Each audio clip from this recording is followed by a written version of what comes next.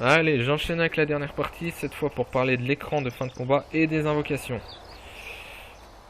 Pardon. Donc, j'ai choisi un gros ennemi pour ça, j'ai choisi Mega Starkey, parce que c'est un ennemi qui peut me permettre de lui lancer une invocation dans la tête. Généralement, c'est assez dur à utiliser en combat, parce que les ennemis sont trop... Il faut certaines conditions pour lancer un sort, et quand vous avez plusieurs ennemis en même temps, c'est très compliqué. On va voir ça pourquoi. On va voir pourquoi. Faites pas gaffe à l'aspect du personnage, c'est normal. Hein. Donc, voilà. Enfin, l'aspect de lui là. C'est normal. Donc alors, on va passer.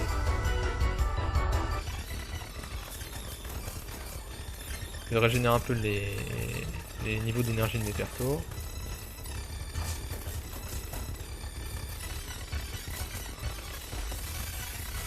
Ses capacités, ouais, frappe du 0, oui, je suis au-dessus de son niveau. Voilà, et Serge manque un niveau, voilà. Voilà, donc maintenant tous mes persos ont des niveaux à 8, donc c'est le maximum.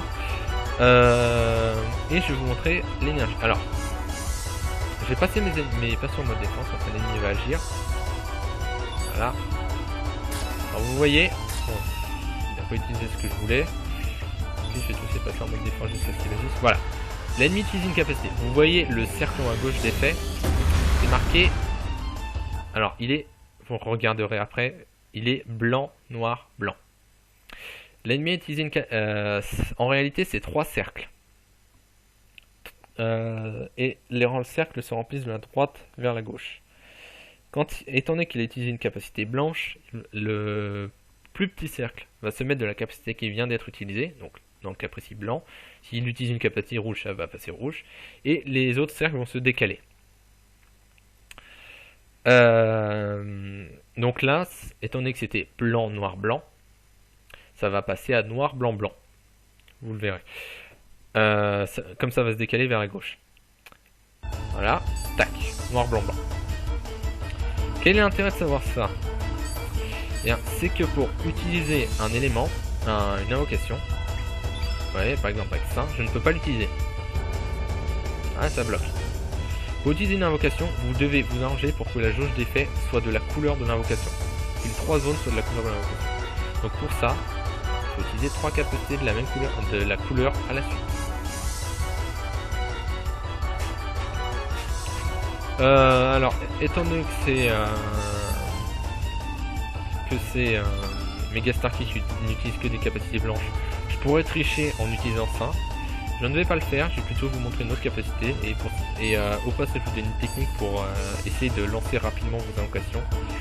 Alors, déjà il faut, petit conseil, il faut commencer par tourner l'adversaire de la couleur que vous voulez. Par exemple là je vais lancer Salamandre, c'est rouge, je vais donc le tourner en bleu.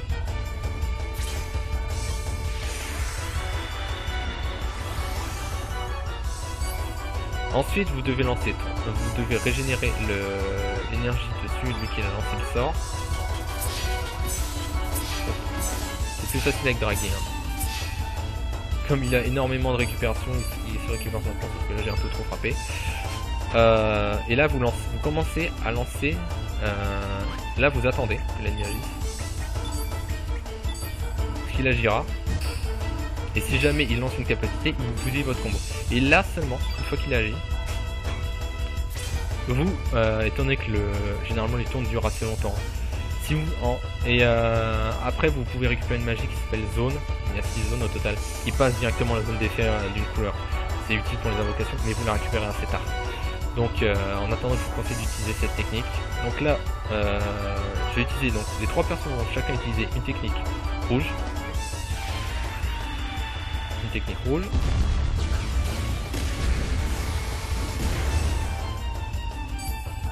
De bas niveau, hein, de préférence. Ouais, enfin, pour le lanceur de l'invocation, il vaut mieux utiliser une capacité de bas niveau. Pour les autres, vous vous en foutez. Du moment qu'il est rouge. Et pour les grosses capacités, hein, ça passe. Là, j'ai lancé éruption.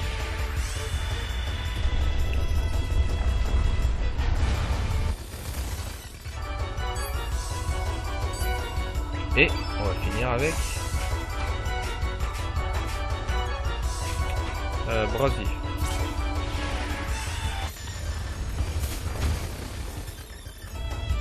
Voilà, là vous voyez, la zone est complètement rouge et vous avez mon nombre d'étoiles qui vient d'afficher.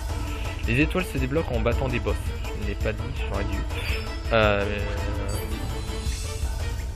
Donc en combattant des boss, vous récupérez des étoiles. Et ces étoiles vous servent pour les invocations. Pour tomber en rate d'étoiles, il faut quand même y aller. Et là, une fois que vous avez votre perso à 8, la plupart des invocations sont à 8. Vous avez également en gros, vous avez 2 rangs d'invocations. Celles à 8, ce sont les grosses invocations. Et des invocations un peu moins efficaces qui sont à 6 ou 7. Je crois qu'elles sont à 7. Celles à 8 ne peuvent pas être baissées de niveau. Celles à 7 peuvent être descendues peuvent être descendues de 2 ou 3 niveaux. Mais même si vous la baissez plusieurs niveaux, notamment la première que vous récupérez, c'est Roi Grenouille. Grenouille.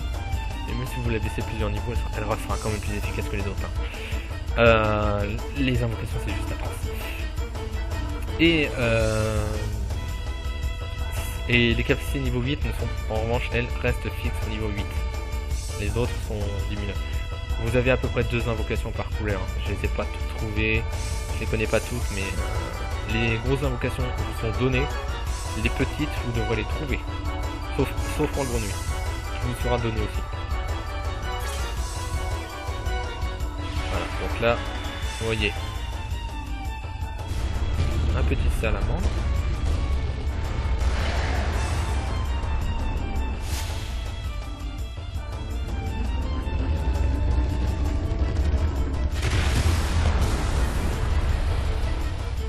« 972, voilà. Et vous voyez mon nombre d'étoiles qui a diminué. 972, ça a pas l'air beaucoup si on prend des RPG où on a dans les 500 000 points de vie. Et dans Chrono Trigger, c'est assez gros. C'est assez énorme. Pour vous donner une idée, le seuil des dégâts de Chrono Cross est très faible, de sorte que la plus grosse capacité, les plus gros dégâts que j'ai jamais mis en un coup, c'était 1614. Jamais dépassé ça. On va l'achever. On va achever la bête. Tourne au nord, il va lancer un semblant, on va finir.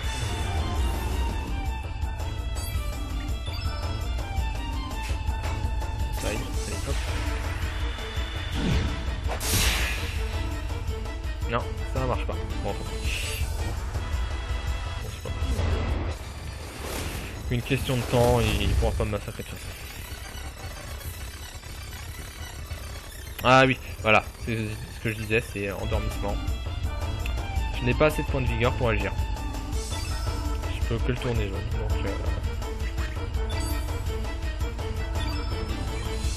voilà, c'est vos capacités vous coûtent un peu plus cher que prévu. Par exemple là, ça m'a coûté 1,2 au lieu de 1. Vos attaques vous coûtent un peu plus cher. Voilà, et il est mort. Et là vous avez l'écran de fin de jeu avec le thème de Lucas pour ceux qui l'auraient reconnu déjà.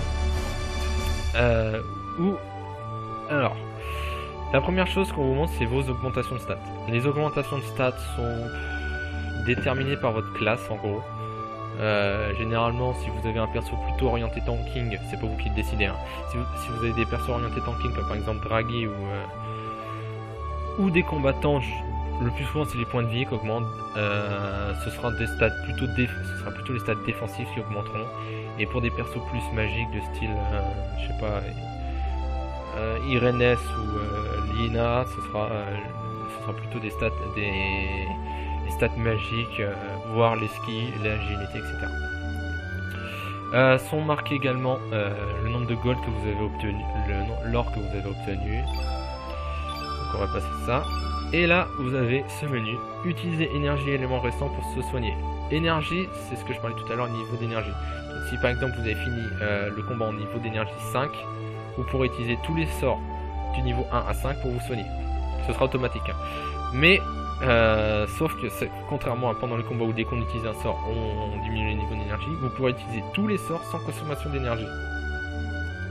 Votre énergie sera automatiquement ramenée à 0 avant chaque combat. Mais, si par exemple vous êtes à niveau 5 et vous avez 4 sorts de soins dans le niveau 5, vous pourrez utiliser les 4, sans problème. Voilà, donc, et avec consommables, c'est les consommables, et sans consommables, c'est sans consommables. Pas encore, c'est compliqué. Voilà, j'espère que la vidéo vous aura plu. J'avais promis de la sortir plus tôt, désolé, mais problème technique et problème avec YouTube même dernièrement pour la vidéo plus longue, donc j'ai dû la retourner. Allez, à plus!